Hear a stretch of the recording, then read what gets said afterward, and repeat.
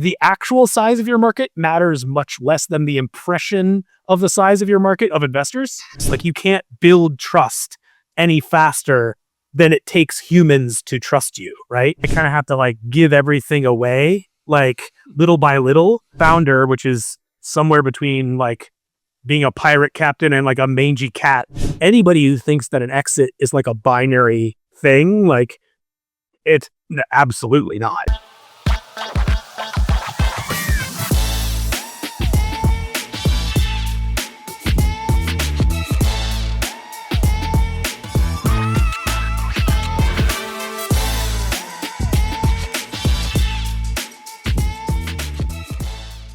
Hey again, and welcome to NexChapter, recorded right here in the Republic studio. And think about it as the Republic for founders, where we share wisdom, have fun, and also celebrate the journey of another entrepreneur. And I have a fantastic founder for you guys today. I am Raman Sehgal, and I'm the host of this fantastic podcast. I am also the author of The Floundering Founder and the co-chapter lead for Post-Exit Founders, PEF, here in Toronto. And every episode that we have covers the three T's: the trajectory of the founder and their business, the transaction when they went in to sell the business, and also the transition after the business. And this show is for founders who are scaling their businesses and founders who have sold and trying to figure out what to do next. And think about it as a kind of unfiltered wisdom from post-exit founders. And my guest today is someone I've had the pleasure of meeting in person, and he is a lovely, lovely guy, Andrew Kirpalani, I want to say. He is a super guy who built a fantastic niche business. And a little bit about my guest, Andrew. I'm just going to once again make the text bigger because my eyes are absolutely terrible. He co-founded a workforce engagement platform, WorkHound, back in 2015 with a co-founder, Max Farrell. He grew the company as the CTO through to 2023 before stepping away from the day-to-day operations. And he remained on the board of directors from that time until WorkHound's acquisition by WorkStep. And from 2023 throughout 2025, he served as entrepreneur in residence at the Iowa State University Startup Factory, supporting early stage entrepreneurs. And he has nearly 2 decades of software development, product management, fundraising, and company building experience in varied industries, along with the scars to prove it, as he goes into today. And now he's trying to figure out what he wants to do when he grows up. And that's exactly what we get into today. He is a really good sport, incredibly honest, humble, very cool. Look out for his drink at the start. This is how it should be done. And just want to say thank you for watching and listening wherever you are. If you're enjoying the show, please recommend it to others. If you've got a guest recommendation, that would also be great. And above anything, give us a kind rating, follow the show, subscribe, and enjoy. Bye. Andrew, welcome to NexChapter, buddy. How are you? I'm well. How are you? I'm all right. It's nice to see you. The last time I saw you, we were in t-shirts and shorts, living life in Miami, but it seems to be we're both in cooler climates now, I'd say.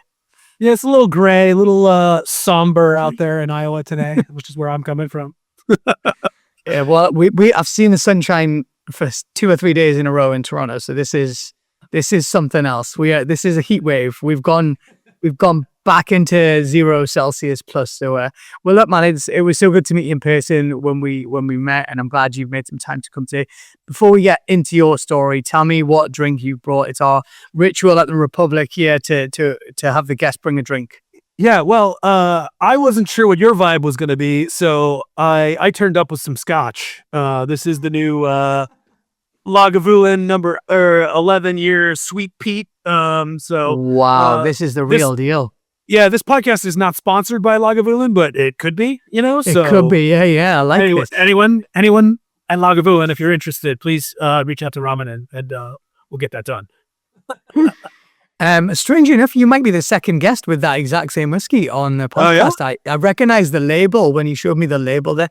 That's cool, and less excitingly, but still very tasty. I've got my artisan rose coffee, which comes all the way from Scotland, believe it or not. My mother-in-law just arrived. She just arrived today, and she's like my smuggler. Like I get bags of coffee sent to him, and she puts them in a suitcase and brings them to Canada. So there you go. Not That's amazing. Just to be clear, not to sell them, just to drink them. So Yeah.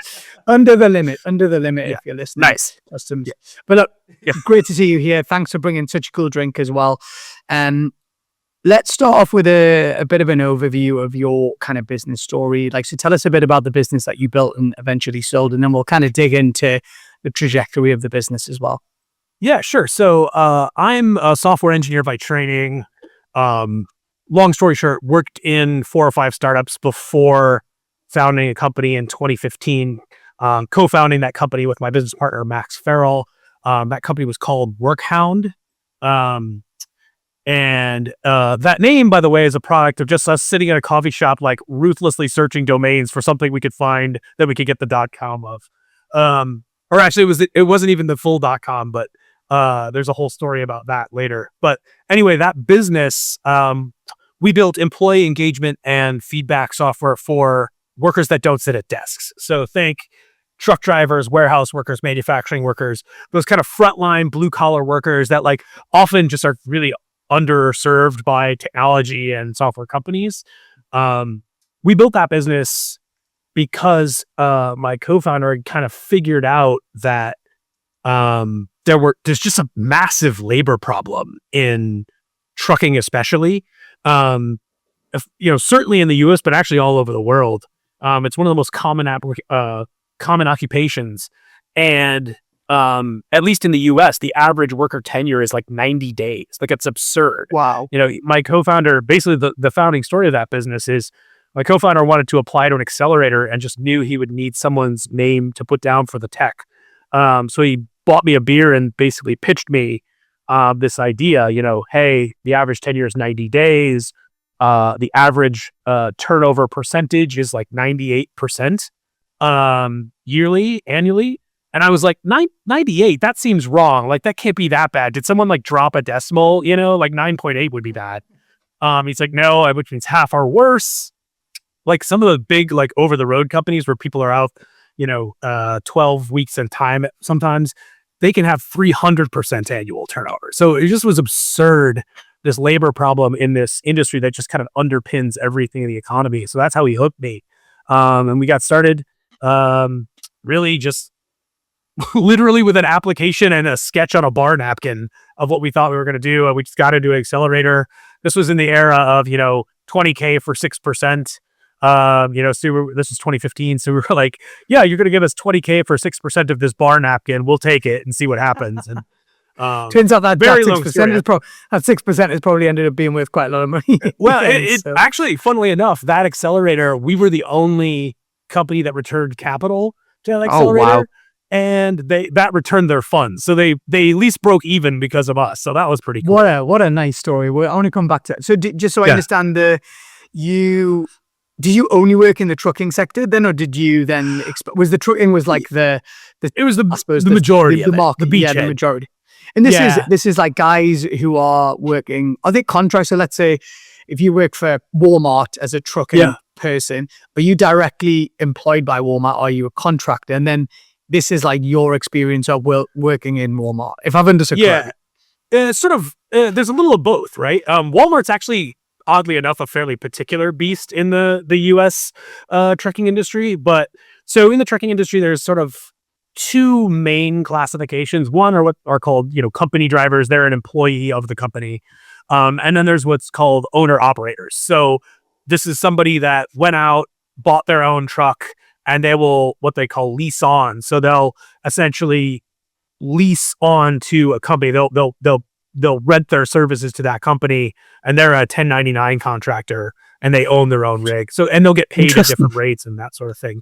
And just to put one more interesting thing about the trucking pay, which is a big source of a lot of the challenges, is that truckers are not paid a salary, and they're not paid hourly. They're paid by the mile. So if that truck's not moving, they're not making any money. And I didn't realize that until we started working in the industry. Like, I changed the way I drive on the highway now because I understand why the trucks are doing what they're doing. Okay. I want you to come back to that because that Yeah. might be a useful insight for all of us that probably can't stand truckers on the highway. But there's reason behind it now. So There it's is. funny There what you is. said there. I never occurred to me in life that someone driving a truck would own that truck. I know that's a very odd thing to say, but I just assumed that, it's either owned by a third party contractor or it's owned by the business and they just hire the drivers, whatever. Yeah. Yeah. You definitely have two models, right? You have the company owned trucks. They're just hiring the driver in. They're, a W-2 employee. Their pay is calculated by the mile, but they're a W-2 employee.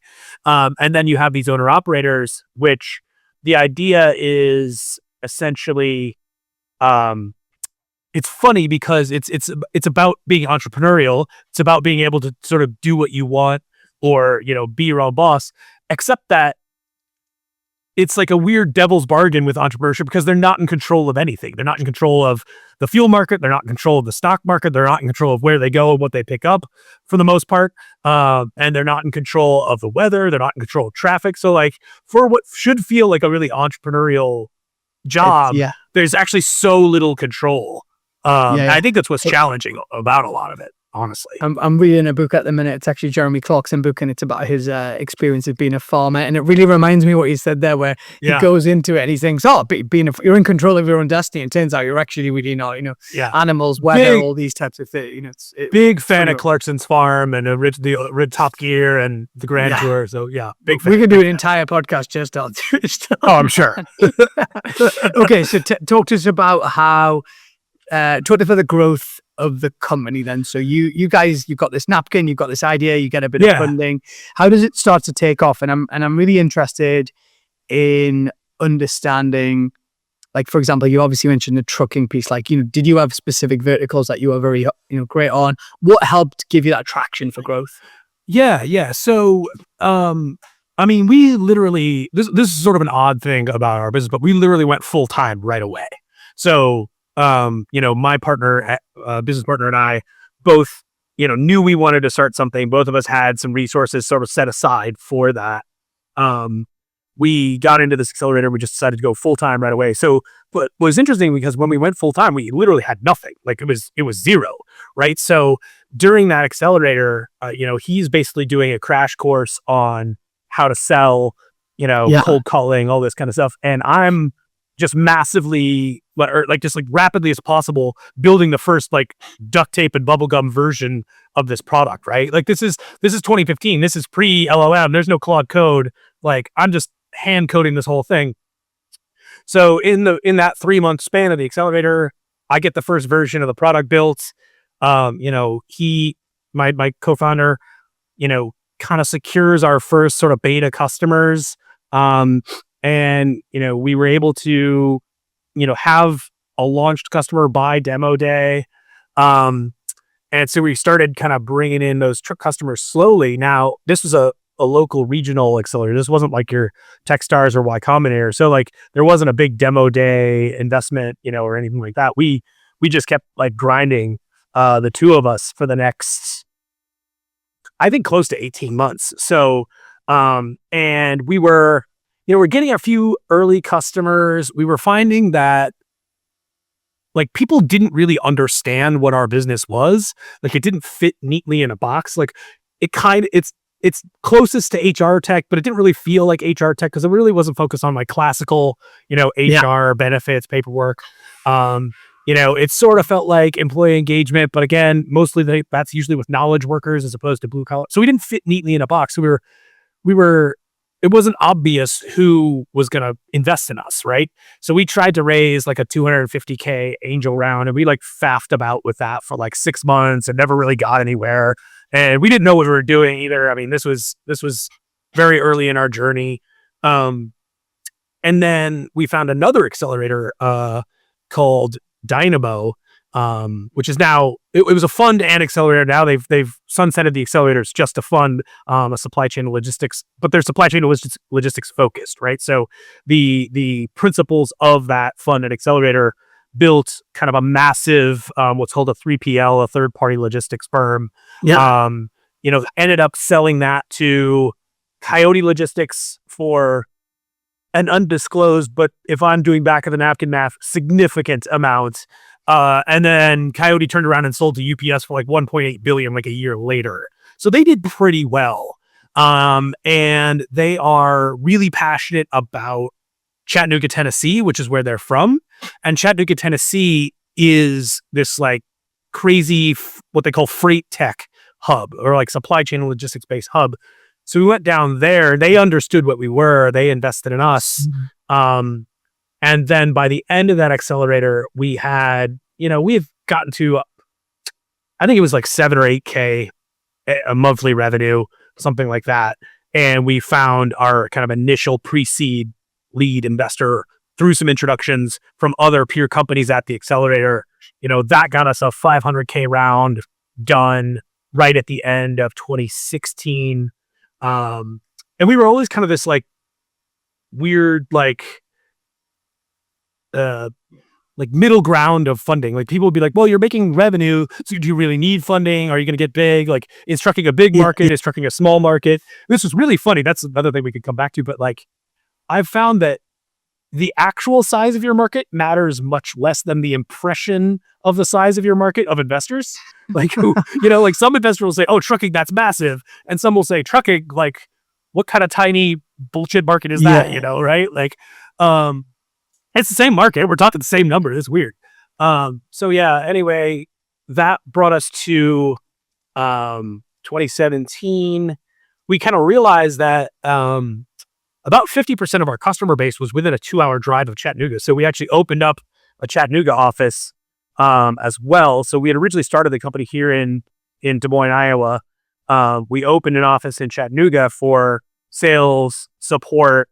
We had our tech team here because that's where my connections were. But I actually moved down to Chattanooga. I was literally about to ask you, did you move personally yet? I did. My now wife and I were dating. We moved together down there for about 18 months.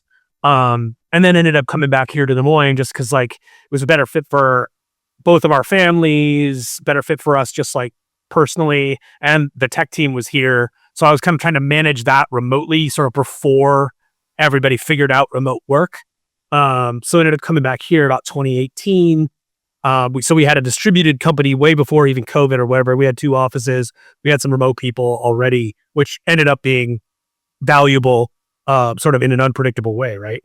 And then, so we ran for 2 years or so on that 500K funding because we were bringing in decent revenue. And then ultimately raised a $1.5 million seed round in 2019. We were always pretty capital efficient. So we were at about, I want to say that brought our total raise to like 2.1, and we were a little over 2 million ARR. So we had a kind of a parity between what we raised and where our ARR was. And then ultimately, could you have grown without raising money? Just out of curiosity, like, or was it? Maybe hindsight is an easy thing, but like I've always bootstrap business, so I always find the raising capital. But I've never had a tech company like you guys, so like I always find the raising thing when you are actually generating income, generating good revenue. You might not be like super profitable, but you could conceivably fund yourself. I would say that we probably could have bootstrapped it if we wanted to really play the game on hard mode. Yeah. But get it, like just the amount that we raised and being fairly capital efficient allowed us to get a little extra juice, but not really have to give up massive amounts of the company. Okay. And then, so we grew again on that $1.5 million raise from 2019 through kind of the end of 21, early 22. Market was super frothy at that point. I'm guessing like COVID must have had a huge, when you mentioned remote workers at the start, my mind immediately went, God, is my assumption correct in that you expanded beyond trucking when COVID is my guess? I don't know. Well, yes, but not to maybe where you're thinking. So we still kept our our primary business was always in trucking, but where we ended up expanding was into the manufacturing and the warehousing, the sort of adjacent logistics spaces. Yeah. There were plenty of companies that were sort of serving the knowledge worker base. So that sort of remote work was kind of already taken. Now we did Taken care of, yeah. Yeah, we did do the office staff for a number of the trucking companies that we work with. So we did work with those types of workers, but it was sort of to unify a platform across a company as opposed to just for us to get into knowledge workers.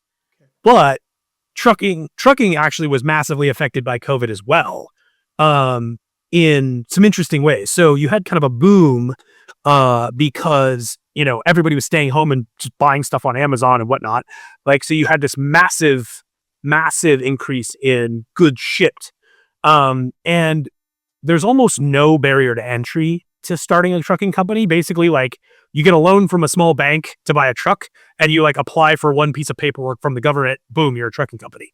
So you had this massive influx of capacity into the market because all the rates were high and everything like that. That everybody was fat and happy for, 6 to 12 months while that was all going on. Once things started opening back up, you start to see the freight come down. And normally the trucking market, the freight markets are very cyclical. Like, you get a pretty good match of supply and demand. So capacity kind of comes in and out of the market. There are 1.2 million trucking companies in the US. The 95+% of them have less than 6 trucks. So they kind of come in and go out very quickly. Cool, yeah. It's very tight business.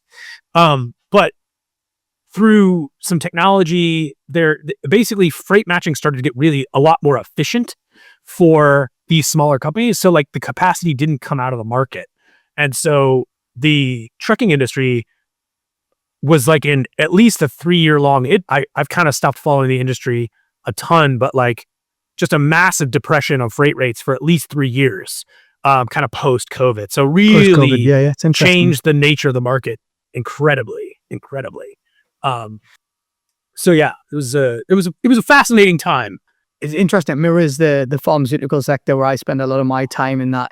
COVID was a boom because everyone was pouring money into biotech and trying to find vaccines and all that type of stuff. And the industry has had a very tough time in the last few years, and it's kind of a normalization piece. One thing I was going to ask you before we go on to kind of how you then really grew. I mean, from what I've learned so far, obviously you guys, raised sensibly. You found a really interesting niche. You had a good kind of partnership. I'm interested in kind of like, there must have been something between 22 and 25 where you went from 10,000 a month or something much higher, I suspect. So, I'm interested in knowing that. Before I do that, so who are your clients? Just so I am very clear. Yeah. So, I mean, that's a really, but like, so, is it the trucking companies? And were they that bothered about their, it's just like, did they care that much about their workers from an employee engagement perspective? Oh, yeah. Yes. However, so, yes, it was the trucking companies. Pretty much we targeted trucking companies with, say, 150, 200 power units trucks, and up. And, I'll avoid specific names, but for instance, the reason they care about this sort of thing, there's a big Midwestern trucking company that became one of our clients. We talked to them right as we were starting the business in 2015. They became a client much later. They have, I want to say, something like 6,000 power units, 6,000 tractors. At the time we talked to them in 2015, they were hiring 300 drivers a week to keep them staffed. So like, it's just a massive expenditure. So if you retention is keeping drivers. Yeah, was probably if I'm understanding correctly. Yeah. Well, and it was a lever that most of them had not really tried to turn. So the state of the industry is essentially, they all had recruitment departments, but nobody had retention departments. And so they would just dump these massive budgets into recruiting, whether that be ads, signing bonuses, applicant tracking systems, those types of things. And that was just like the way that business was done in that industry. It was sort of a known thing that like, drivers are going to hop, skip, and jump between companies. There's really, because it's a credentialed labor force, so you have to have a commercial driver's license. You have to have a license in good standing. So there's a shortage of qualified drivers.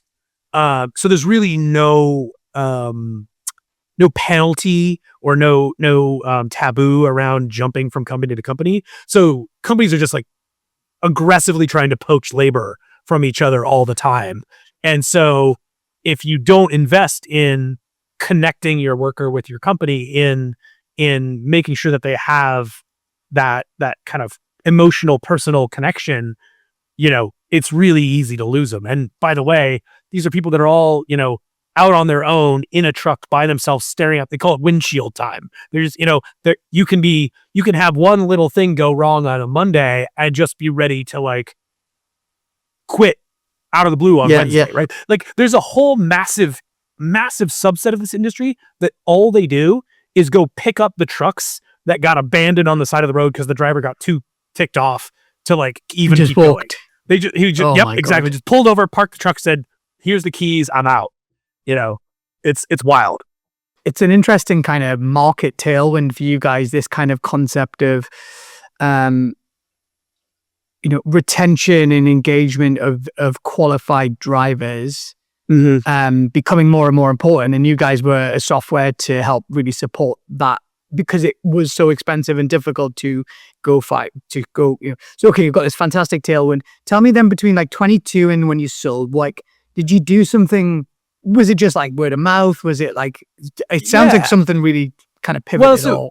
So it was interesting. Like actually the real boom was actually up before, like into that 2022 raise. Okay. And then like that you had two things happen simultaneously. So you had the financial markets, like you had the end of zero interest rate policy, and you had also this like freight downturn. And so we actually, it got a little harder actually after that last raise. I was thinking of your accelerator. Actually, I was thinking back to 2019 when you joined that accelerator. Sorry, so you had a great growth from 2019 to 22, and then and obviously the market was tougher. It got massively harder. We went from tailwinds to like headwinds, and it wasn't even you die. It was massive tailwinds to massive headwinds. And so we ended up seeing that and ultimately deciding it was time to partner up with another organization to kind of get more reach. And so that's ultimately what led to the sale, where we decided to run a process because we wanted to kind of partner up with somebody that had either both a need for trucking and inroads into some of the other areas that we wanted to crack that we never had just quite like been able to break into. And that's actually what led to the ultimate sale. And was that partnership with WorkStep, the company that? Yeah. So and did you, when you were going into that, like Andrew, were you guys going into that with kind of one eye on these guys might acquire us in the future? Was that a very intentional thing, or is it a strategic partnership in a No, we really decided to ultimately run a process to get the business acquired. We were pushing 10 years in the business at that time. Our early investors had been with us since 2017, so they're pushing 8 years or so. So they're starting to get to the end of the life of their funds, and we just sort of like took a board vote essentially to say, okay, like, is this the right time to run a process? Hire a banker and like ultimately sell the business. And we built our process to specifically target those strategics that were going to give us the reach that ultimately would kind of make a 1 + 1 = 3 kind of a thing. Yeah. And how were you feeling? So you and your partner, you mentioned 10 years. It's quite an interesting number. I mean, having done so many of these interviews now, one thing I'm kind of seeing again and again is this like 6 to 10 year, like I'm going to call it an itch or a I'm sick of this type vibe. What was there a bit of, I understand the kind of the reason the investors wanted to move, the market had been decent. How were you guys feeling? Were you guys sitting there thinking, actually, personally, this could be a good time to de-risk or to exit as well? I mean, we had actually kind of started that conversation prior to the last raise. And so in that last raise, that was actually, so we kind of had been VC funded or VC and angel funded really on a more like kind of a light side of VC. And when we looked at that A round, we actually kind of flipped over to private equity, growth equity funding. And so they really wanted to build a large position. So they ended up cashing out some of our early investors. Even Max and I were able to kind of de-risk a bit. And ultimately that's what led to like the fund return for that early accelerator. One of the things I'm just absolutely the most proud of is I had never seen an employee option be worth anything in, 10 years plus of working at startups. And we were able to like give all of our employees the option to cash in some of their options. And I think all but one who were the vested employees were vested, did cash in some of their options. So like I was really, really positive for me to be able to see our employees be able to take some real equity off the table and be able to cash that in. Because that was always a goal of ours, to like be able to kind of spread that wealth to the folks that, work right alongside us, blood, sweat, and tears to get it done. Yeah. Amazing. So that was a huge win. And Andrew, just so I understand, the private equity type fund, were they the guys that give you were they the 1.5 million guys, or did they come in? No, this was a later, so there's our A round was the one in beginning of 22. We announced it, I think mid 22, but that was a $12 million total size round. Some primary, some secondary. So some of it, about half went onto the balance sheet of the business, about half went cashed into out. People got to cash out, and right. And then and the private equity firm was able to build a bigger position. That because like if you think about a private equity fund, they're building their model, they're building their their cash projection based on a bigger slice of a pie, that kind of thing, versus a VC fund that's power law. So it's just a little bit different structure. Yeah, it's quite interesting. It's very rare of it actually, that flip from VC to PE, and then obviously it led to a strategic acquisition. Yeah, pretty sure. So talk to us about the process. So I think I understand hey, this is a good time to go. When you ran that process, what made you so attractive to companies? In obviously including WorkStep as well, but why did companies want to buy you? What was it about what you built that made it quite like? I'm guessing you had good recurring revenue, for example. Yeah, we had decent recurring revenue. The other part, and I think this was actually the bigger.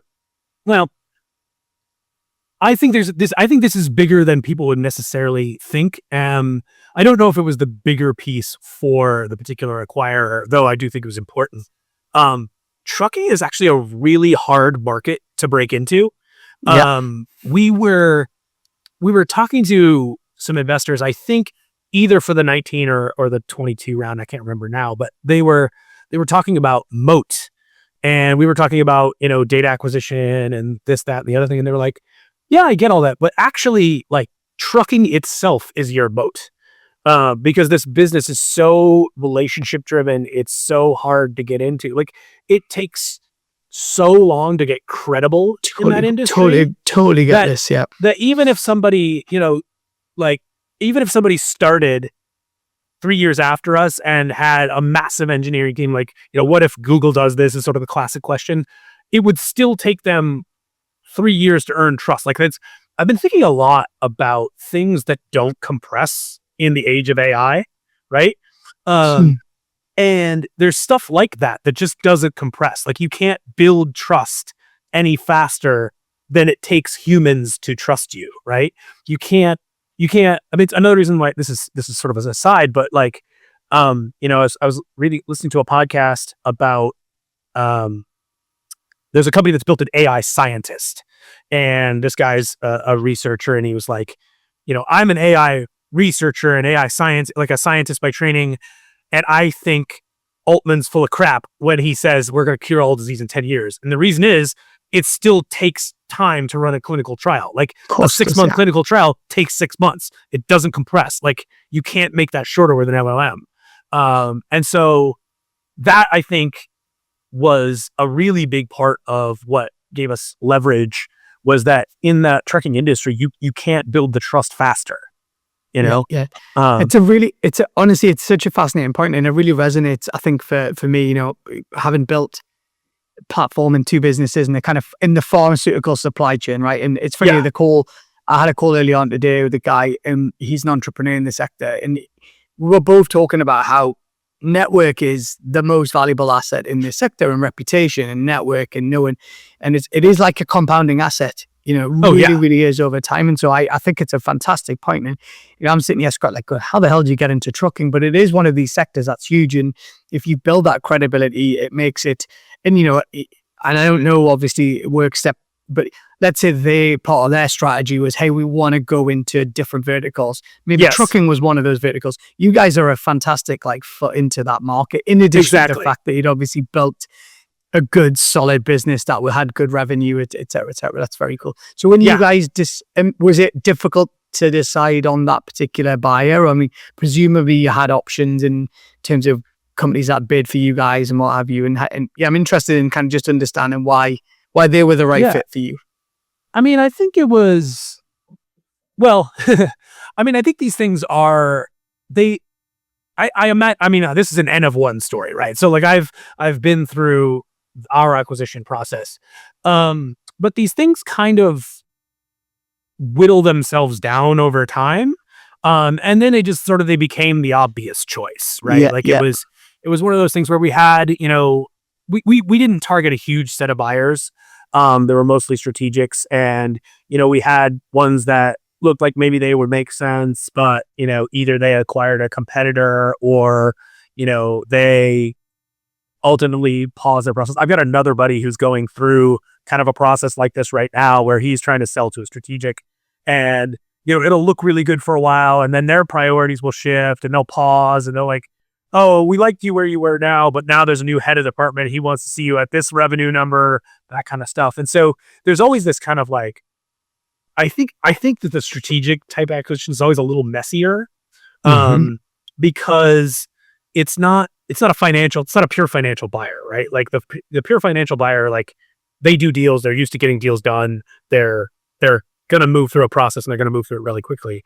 Whereas the strategic buyers, it's a little messier, and it's so ultimately, when we came down to it, they just sort of became the obvious choice at the sort of end of the process, because they were, still standing, but also they had kind of like kept consistency throughout the process. Whereas we had some that, maybe would have ultimately given us a better number, but, they came in, they dropped out, they came in, that kind of stuff. And so we liked that they were, they stayed sort of consistent all the way Throughout the through. process. Yeah. Yeah. Okay. So you build this business over 10 years, and then it's sold in 2025, if I get it correctly. Yeah. Let's move on to so we've done the kind of the trajectory and the transaction piece, and then talk to me about the day after. Obviously, and were you and your partner able to walk away on day one? What was because obviously a software business, it's not necessarily founder reliant or anything like that. I'm interested. And also, I'm like, I did everything on my own as a founder, so I'm always finding this. What was the vibe between you and your co-founder when this happened? Were you like sitting there like cheers in a nice scotch, being like, man, we did good? Like, or was it actually a bit like, oh, can't believe that runs over? Interested in.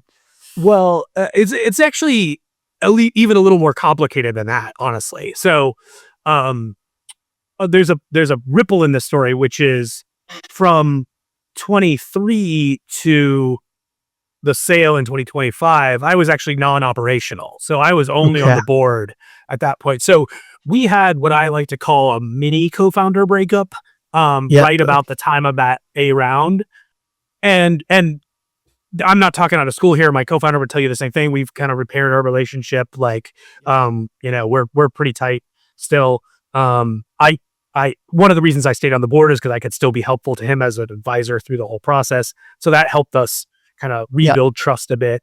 So I cashed, out, a chunk in that A round. And then I stayed on for another year to do the transition, because, the the firm that invested in us really wanted to kind of build in a Series A leadership team, take folks that had maybe done the $5 to $10 million run a couple of times versus staying with us just as founders. Ultimately, it just worked out that I ended up deciding to step away. My co-founder decided, was staying as CEO, but I was hiring a head of product and a head of engineering to replace me because I had been doing both those roles. And so that was that was the weirdest year, honestly, was that 22 to 23, because I'm taking something that I've built. I built I wrote all the first version of the code, ultimately hired friends, built teams, like that kind of stuff. And then I kind of have to give everything away, little by little. And then, we're talking about the kind of exit journey, because it is a journey, but that was the weirdest part, because not only are you having to take all this stuff that's just very rich in your head, obviously we got documentation and stuff like that, but you still have just this huge mental model of the business. You're trying to convey all of that, but you're also your harshest critic at the same time. So you're oh yeah, here's this, you give away your toys, right? I said this on the Exit Wise podcast. I use this metaphor. You're giving away your toys, right? But you're super critical. Oh, here's a Hot Wheel, but the paint's all scratched up, and here's a Tonka truck, but it's rusty, and here's a bunch of Legos, but I can't find the instructions, and I'm missing a minifigure or whatever, right? And so you're trying to do your best to set this next phase up for success, but also just looking at all the skeletons in the closet and sort of confronting all of your own demons all at once. So that's a really mentally challenging part of it, is that transition piece. So you almost had two then. You had that. Yeah. In a sense, maybe the 2025 exit was less dramatic for you, because you'd already been on the journey, right? For a couple of years. Yeah. For me, it was somewhat anticlimactic, right? For my co-founder though, that was a tough time for him too, because he, I was no longer operational in this, so he kind of lost that support to some degree of the co-founder. And then also just, it was a tough time in the industry. So he was fighting tooth and nail kind of for those remaining 2 years. And so I think for him, we've talked about this a little, but not a lot. For him, it was very much a sigh of relief to kind of get the deal done and know how the plane was going to land and be able to take care of everybody as much as possible and all that kind of stuff. And then he ultimately was on with WorkStep for, I want to say another year or something like that. I can't remember exactly. He had to go with the deal as an earn out, or just to be there to support or whatever. Right. Okay. And make sure that, all the customers got transferred over and all that kind of stuff. Cause they want obviously as much value out of that book of business as possible, that kind of thing. So yeah. If you could have your time again, Andrew, would you have done it the way you did it, where you had that time to exit, or would you have gone for the cliff inversion where and it's really interesting because I see your journey quite often in actually private equity transactions where they buy a business and the founder has time to transition. So it's not a day and night. It's actually a move to a board and then a slower exit. And I actually think that it gives founders and entrepreneurs a bit more time to get used to it. Whereas I think what is harsher is it's back to your toys example. It's my kids basically give me one toy a day as opposed to taking them all off in one go. Yeah. So it's hard to say, right? I think there's probably pros and cons to both approaches. I think for me, it definitely did give me kind of an off ramp, but I didn't have to do. My off-ramp was still within the organization I built, right? So it still felt relatively comfortable for me, even as I'm doing an uncomfortable thing inside of it, right? Versus, the founders that stay with the business, they had an earn out with the acquiring company, and now they have to go from, being a founder, which is somewhere between being a pirate captain and like a mangy cat of some kind, right?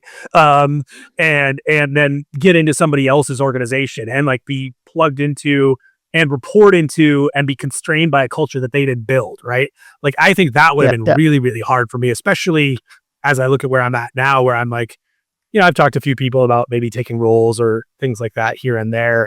And I'm just like, I think I'm unemployable at this point. Like, I don't know that I could like work in somebody else's organization, at least for any kind of long term. Right.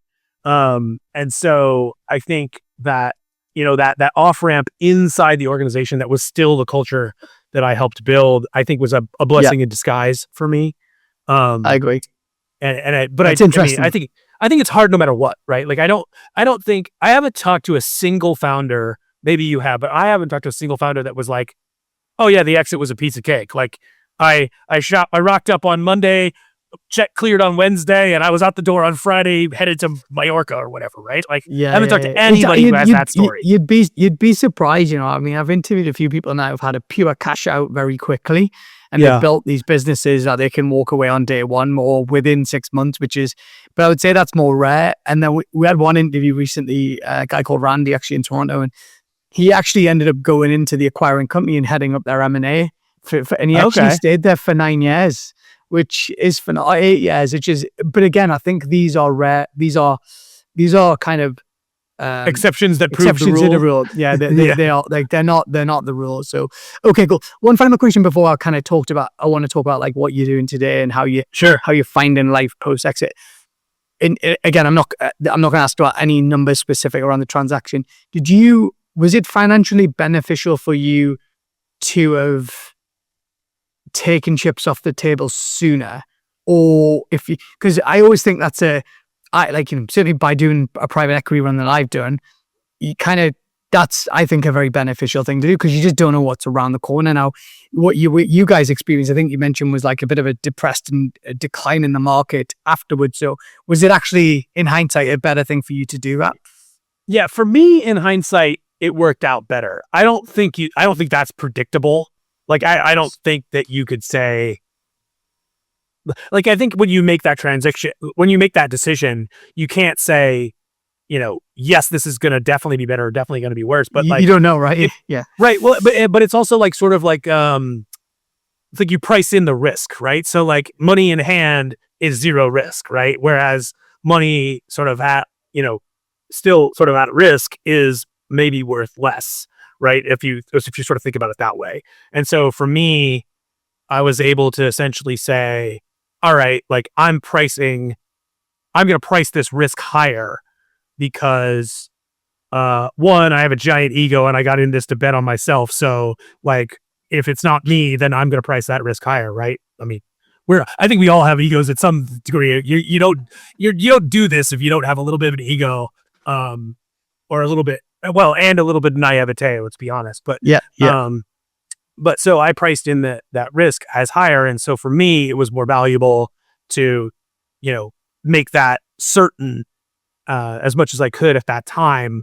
But it also was a huge lesson in like the timing of value of businesses, right? Like each time you raise money or each time you have an equity transaction of some kind, whether it's, selling some to I've known some guys that have, maybe never actually raised money per se, but have just sold parts of their stake to, say, a private equity company that's going to, ultimately hold that. Like that's just a snapshot in time of value, right? Like, and you can say, hey, that value is, we got to that by running this number or doing this math at this time, but there's no guarantee that math stays the same in the future. And oh, by the way, it probably actually has less to do with your company than the broader economic market, the broader market you're in. Like those types of things are interesting because they can have massive effects on the value of your business, but they're completely outside of your control. You can control the spreadsheet that the business is on, right? But you can't control black swan events like COVID. You can't control markets. You can't control, wars, which was relevant now, that kind of stuff, right? And so it was just a very much a lesson in how to think about the timing of businesses, the timing of value of business, and like how to value and calculate, not calculate, but how to price in that risk for yourself. Yeah. It's interesting because I look back to when we did our transaction, and, I thought about three things. One was the business was doing well, number one. Number two, I felt like I wanted to de-risk. And the third one was I knew the market was very frothy at that time. Yeah. And I didn't know what I would never have known is that could have got better and better for the next 3 years. And actually what my perception of this is a good market could have been completely wrong. Thankfully for me, it turned out to be a good time in hindsight, but I didn't know that for certain at the time. So I think you're absolutely right. And I mean, it's sort of the same thing that you might even say in the public markets, right? Like never try to time the top or the bottom, right? Like you're never going to do it, right? So if it looks good, you've been on a good upward trajectory, you feel like you've realized some value. Okay, take some money off the table, and maybe it continues to go up, but you're still okay. You still earned. You still, ultimately. I don't think that you can ever plan so well that you could absolutely squeeze every last penny out, right? Yeah. I agree. Okay, final few minutes because I know we're running over, but I mean, I could chat all day to you. So that's helpful. Same. I'm flexible, and then this is delightful. We could just like turn off the recording and keep chatting. Yeah, we could just chat anyway, like we did. But I wondered, so talk to us about today. Then obviously you've been very open and honest about how it all kind of played out. And then when we met in Miami, the sense I got from you was like you were kind of working out. You were in this like messy middle part where you're almost like, okay, like I've had a certain level of success. I've had a good liquidity event and kind of figuring out what to do next. And I know you've done some cool stuff with things ExitWise, and where you're doing some advisory work there, which I think is really, really cool. But before we kind of go into talk about, what does life look like for Andrew today and what it might look like in your next chapter, what has that journey been since transaction like, where exploration, loss of identity, all this type of stuff? How has that played in it for you? Yeah, all of that. I mean, so for me, it's been a pretty long journey. This is what we're in 2026 now. So I'm sort of 3 years out of the operational, day to day of the business. Right. And so, that journey's been interesting because obviously, like right as as I was transitioning out, like I think we all do this. My co-founder is actually in Italy right now, just like taking time off and resetting. So I went to Montana to go snow. I always wanted to be at a mountain for a whole season for snowboarding. My goal was to do it by 40. I did it 41. So like that's pretty decent. That's good. Squint, turn your head. Good enough. Check the box. So I was out there for like 4 months. And that was like a really interesting time because at first I thought I was like, just like going on a massive sabbatical, like winning at vacation, etc. But what I realized sort of in hindsight was I traded like a singular focus for a different singular focus. So the singular focus had been the business for the prior, 7-8 years, whatever that was. And then my singular focus became, all right, I'm going to go snowboarding every day or whatever. And so it was this interesting kind of, it was certainly restorative, and it's certainly like a joy, and I'm really glad I did it. But also it was like interesting to see myself, especially in hindsight, like kind of repeat the pattern in those early days. So that was kind of fascinating. Then, finished the snowboard season in late or early to mid-April. We ended up buying a place out there. That was kind of my exit present to myself, was to buy a condo out there in Whitefish, Montana. And so we hung out there until like May. And then I have no idea what I did from May to September of 2023. Like it's this weird like black hole of time where like I think I sat in front of my computer because I was just used to it, but I didn't really know what I did all day. And it was really interesting too, because especially if you've been like sort of singularly focused, right? Like a lot of my social interaction came through the company, right? Like I worked with, we hired people we liked. I worked with a bunch of colleagues that were friends and still are. And so when I wasn't sort of in the day to day with them, I kind of realized I also had lost social connection as well in some degree. And then, a big part of my focus, so this is going to wrap all the way back around, but my co-founder and I met working in volunteering for the Startup Weekend organization. And I don't know if the listeners would know what that is, but it started out as a nonprofit. It's now part of Techstars and their global ecosystem. And essentially it's like a 54-hour crash course on how to build a business. It's like it's like a hackathon and a business plan competition had a baby. Yeah. And so we had both been volunteering for that organization. That's how we met. But in doing that, that kind of made me, so the Des Moines startup ecosystem is relatively small. So that made me kind of like a focal point in the community. It was like, so it was very much like helping others out just by like, hey, what have you seen? Who can you connect me to? That kind of stuff. And so that wrapped all the way back around to in September of 23, I started with the Iowa State University Startup Factory. So I'm an Iowa State University grad. I kind of got to like wrap all the way back around and now go back as I was an entrepreneur in residence there at that's kind of an incubator for university developed technologies. Did 4 cohorts there. That took me through May of this past year, May of 25, as kind of like a part-time mentoring, that sort of thing. And then I really was like starting to get itchy to do something else next. And so wrap that up after May. And then the journey for that has kind of been interesting because I kind of stalled out again. So what I've got right now is I'm like itchy to do something, but like for whatever reason, no particular thing has like grabbed my attention enough to like get me to focus on it. And I've been going through this whole like learning process about myself, about like what's it gonna take and what do I need to be really engaged in that thing again. And I think I'm learning, I'm working with a coach, I'm reading a bunch of books, I'm like spending time working on myself and just learning different things about what's going to be necessary and needed. And I think one of the things that I'm really focused on now is I actually don't necessarily care that much about what I work on next. Like I'm an engineer, we like puzzles, I can get excited about a bunch of different problems, but I want to work with people I like, in a culture that I enjoy. Like I want to be driven by curiosity and fun. And I need to work with some other people. Like being a complete solo founder on my next thing, I don't think it's going to work for me. And like, I'm trying to now test a bunch of things, do some experiments, dabble here and there, dabble with different people and kind of see what ultimately emerges.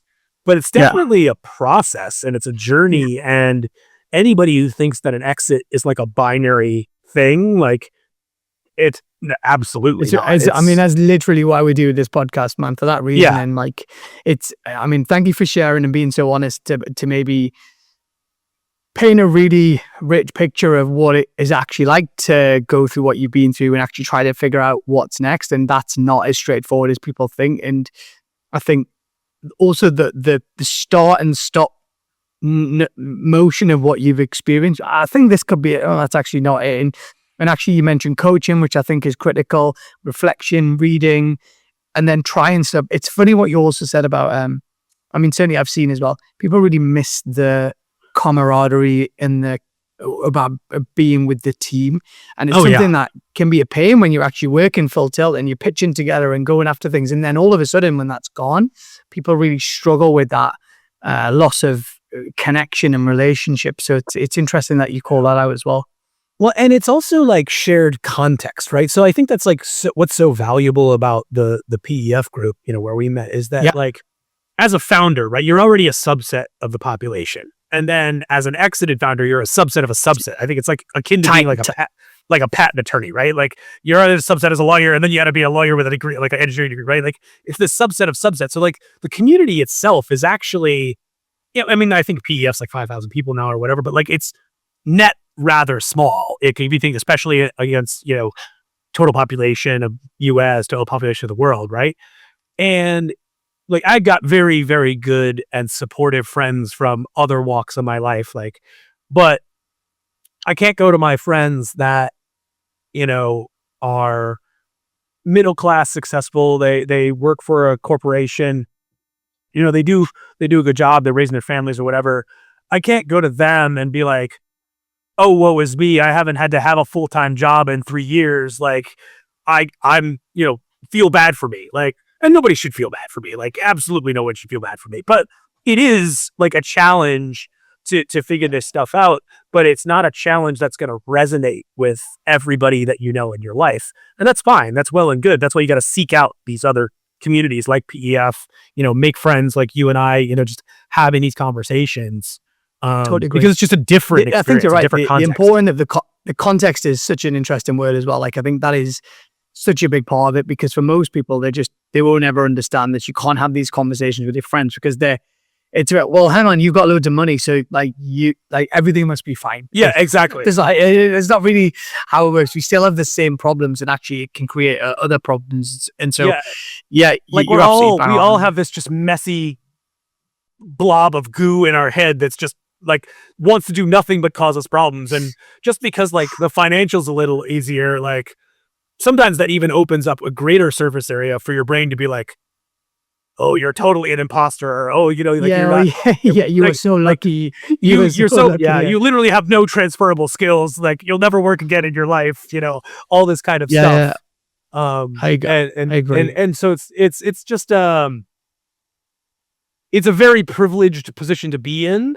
There are still challenges, personal challenges that it brings up, and I've found for me it's the messiest challenges personally, like in my life. Like, not like I'm not hurting. There's no risk like or anything like that, but like the mental stuff that you're wrestling with, they're the thorniest questions, and they're really get at the core of like identity and motivation and connection and those types of things.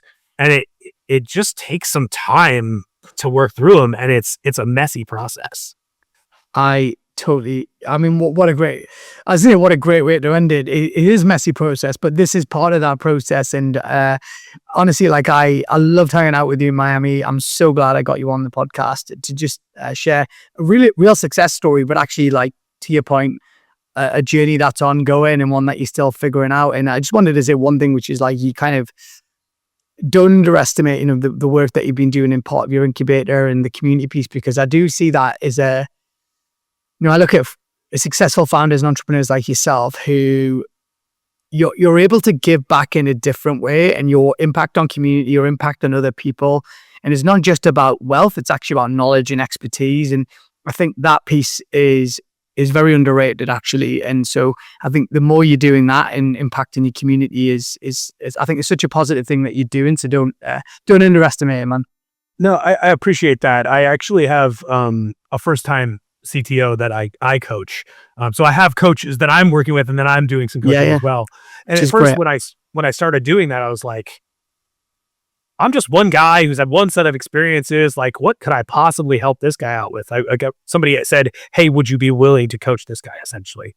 And I was like, I guess. I don't know really what I'm going to tell. And what I find is that, like, every time we get on the phone, he's got a question that, like, I just have a massive amount of scar tissue around or something like that. I've just seen some things, like, by being in the game, for 10 years, you just like accumulate this body of knowledge and scar tissue that just comes from screwing stuff up, honestly. Like, I always tell people, like, let me just share my mistakes so you can go make new and interesting mistakes of your own, Yeah. Go write a book, man. I feel like you would write a very amusing book, and that's I know a lot of people do that, but I feel like you would add your brand of humor and zest to the content as well, or even just write blogs if you're not doing that. Like, I think you share things.